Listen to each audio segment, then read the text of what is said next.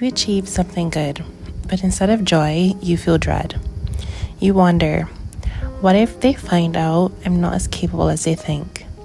You downplay your gifts, you deflect praise, and you secretly believe, I'm not enough, I'm faking it.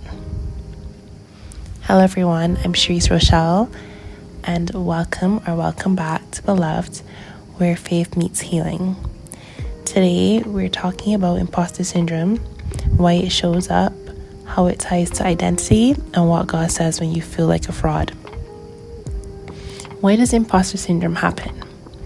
Imposter syndrome is the fear that your success is accidental, that any minute now, someone will expose you as unqualified, unworthy, or not enough. It shows up even when you're doing well, maybe especially when you are. And for many of us, it's rooted in early messages like, you're only valuable when you perform. You have to be perfect to be accepted. And don't get too confident, you'll mess it up. If you weren't affirmed in your identity, only in what you achieved, then doing well never felt safe. You learned to doubt praise, to expect failure, to fear exposure. You learn to survive by shrinking. So how does imposter syndrome show up? You feel like you don't deserve your success. You deflect compliments or say things like, I just got lucky. You worry others will, quote unquote, find you out. You set impossibly high standards and panic when you don't meet them. You compare yourself constantly. You avoid new opportunities out of a fear of failing in public. Your inner voice might say, I don't belong here. They overestimated me. I should know more by now. I'm not as good as they think. But what does the Bible say? God chooses the unqualified on purpose. But God chose the foolish things of the world to shame the wise, so that no one may boast before him. That is taken from 1 Corinthians chapter 1, verse 27 and verse 29. You don't have to be enough by the world's standards. God delights in using those who feel small because his power shines through. Your identity isn't in what you do, it's in whose you are. You are my beloved child, with you I am well pleased. That is taken from Luke chapter 3, verse 22. This was spoken before Jesus had done any miracles. Your worth is not earned, it's declared. Confidence is not pride, it's rooted in God. Being confident of this, that he who began a good work in you will carry it on to completion. That's taken from Philippians chapter 1, verse 6.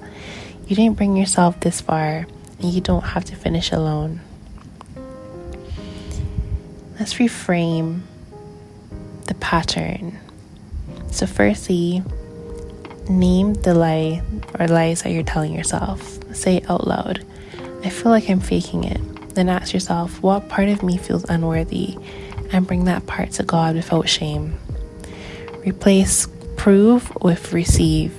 You don't have to prove your worth. You're here because of God's grace, not your perfection. Let yourself receive the open doors that he's placed before you. Celebrate with humility.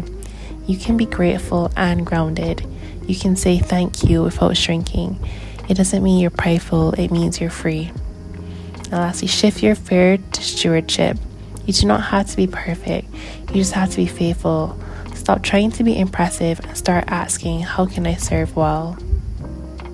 The affirmation I would like to leave you with today is, I am not a fraud. I am called, chosen, and equipped. I walk in grace, not fear. And we will close on this verse. We have this treasure in jars of clay to show that this all surpassing power is from God and not from us. That's taken from 2 Corinthians chapter 4, verse 7. If you've ever felt like you do not belong, like someone's going to find out that you're not enough, you are not alone. But God didn't call you by accident. You don't have to shrink to be safe. You get to show up, messy, growing, and loved. If you want to explore these kind of patterns more deeply, feel free to get in touch at belovedwithcherise@gmail.com to schedule a free discovery call, or you can book a one-to-one session using the link in the description notes. next time we're going to be talking about being too nice. But until next time, stay rooted in truth, wrapped in grace, and never forget you are beloved.